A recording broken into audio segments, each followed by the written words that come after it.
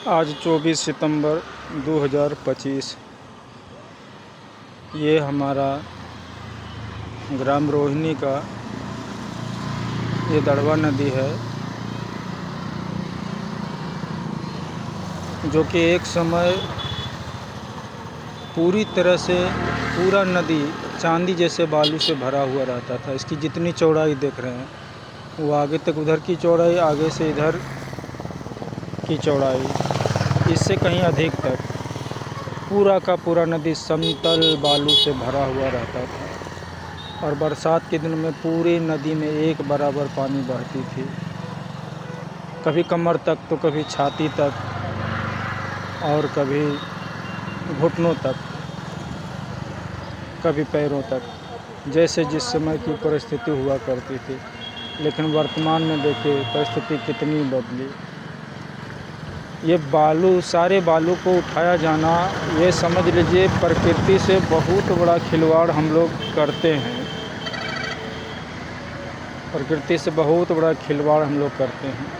हम सभी लोग इसके लिए दोषी हैं। जितने भी लोग स्वार्थ के लिए घर द्वार बना रहे हैं, सड़क में, कंस्ट्रक्शन में बहुत जगह बर्बादी भी होती है। लोगों को थोड़ा सा भी बालू काम आता तो वो एक ट्रैक्टर खरीद लेता है। बहुत लोग गड्ढे को भरने के लिए, अनाप शनाप के लिए, जिनके पास पैसा वो बर्बाद करने के लिए बहुत सा बालू खरीदते रहते हैं। और बालू माफिया को, बालू उठाने वालों को क्या लगता है, वो तो उठा उठा के बेचते जाएँ। नदी क्या, पूरा संसार, पूरा पृथ्वी ख़त्म हो जाए, किन्हीं को कोई मतलब नहीं है। पैसे की दुनिया बन गई है, जो कि बहुत ही घातक होगी। ये देखिए, ये बड़ा पुल बना हुआ है, पहले नहीं था। देखिए सूर्यास्त का समय हो रहा है।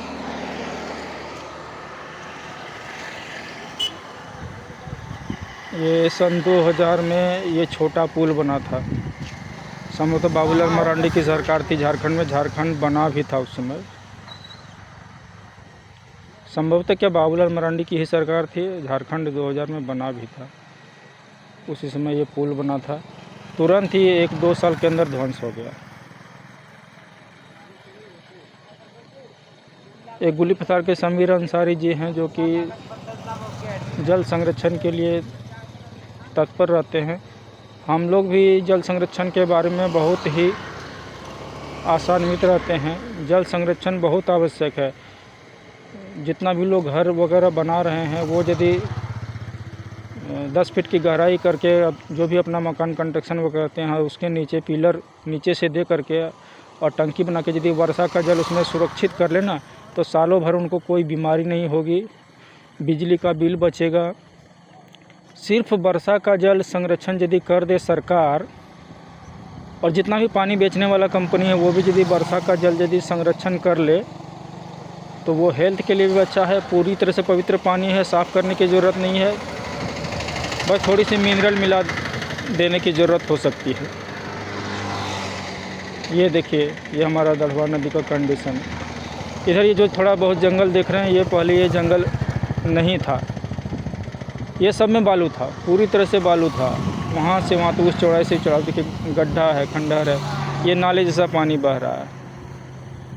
और उस कदर की बरसात भी नहीं होती। पहले ये भव्य देखने में लगता था, विशाल, विराल रूप इसका देखने में दूर से ही लगता था कि पानी, जब इसमें पानी का जब रूप देखा जाता था, उसमें लोग साइकिल लेके चलते थे। मोटरसाइकिल की मात्रा कम थी। साइकिल को नदी में प्रवेश करने से भी डरते थे, साइकिल लेकर के, महिला बच्चों को लेकर के, या स्वयं कभी भी 2-4 लोग साथ होते थे तभी नदी को पार करना पड़ता था। देखिए आज ये क्या, देखिए लोग कचरा भी डालते। पानी दूषित होने का यह भी कारण है। शहर का जितना कचरा है, मछली विक्रेता का जितना कचरा है, सब इसमें डाल दिया जाता है। पहले मृत जीव जंतु हुआ करते थे, तो गिद्ध एक प्राणी था जो कि तुरंत ही निपटा देता था। लेकिन अब इधर सब जगह फेंक दिया जाता है। वो मेडिसिन वगैरह, दवाई वगैरह देने के कारण, मेडिसिन, इंजेक्शन वगैरह दवाई देने के कारण, और उस मांस को यदि गिद्ध खाने लगे तो वो, उनकी भी संख्या ख़त्म हो गई, वो भी विलुप्त हो गए। ये आधुनिकता, ये विज्ञान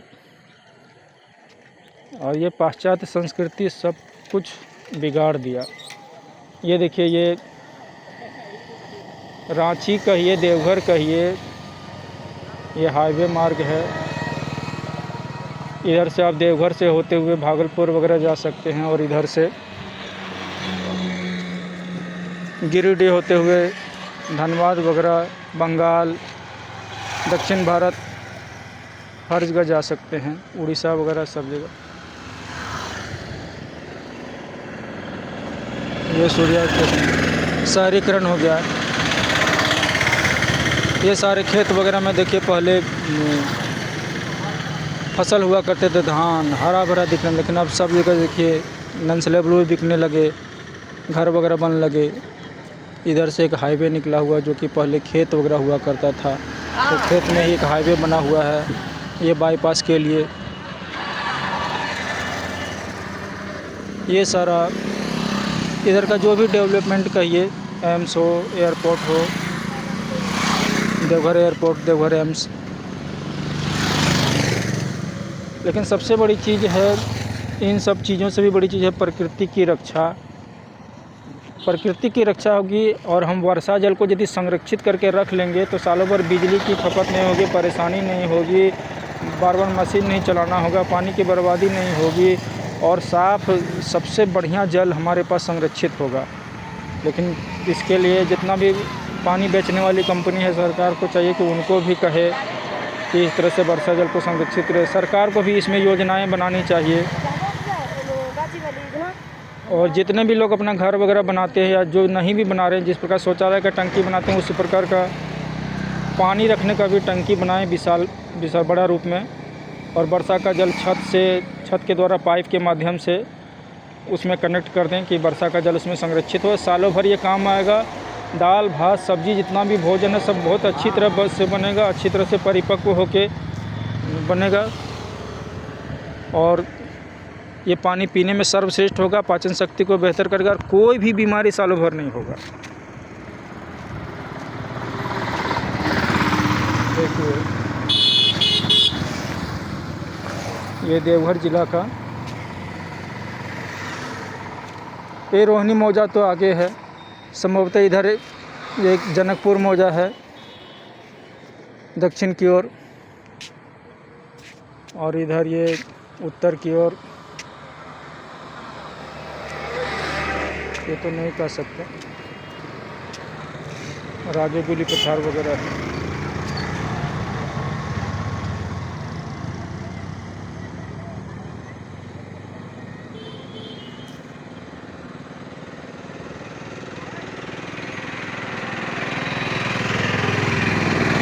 देखिए, इस ऋतु में इतनी बारिश होती थी कि नदी का पानी बहुत ही ज़्यादा भरा हुआ रहता था, लेकिन देखिए अभी कितना छोटा रूप में बह रहा है। देखिए, बड़ी बड़ी वाहन आने जाने से थोड़ा ये पुल जो है ना जंप करता है। देखिए, ये नदी थी एक समय विशाल नदी, लेकिन ये बालू सोना चांदी हीरा मोती से भी महंगा है। इसका संरक्षण बहुत आवश्यक है।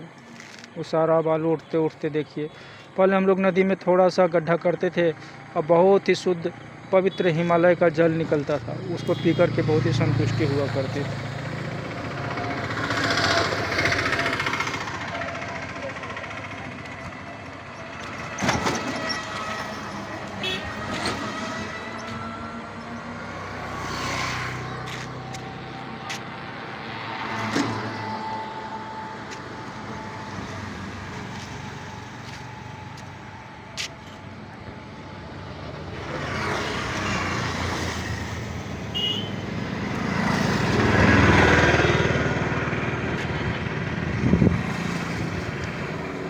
मैं राम शरण दास, रोहिणी, देवघर, झारखंड 8292682075।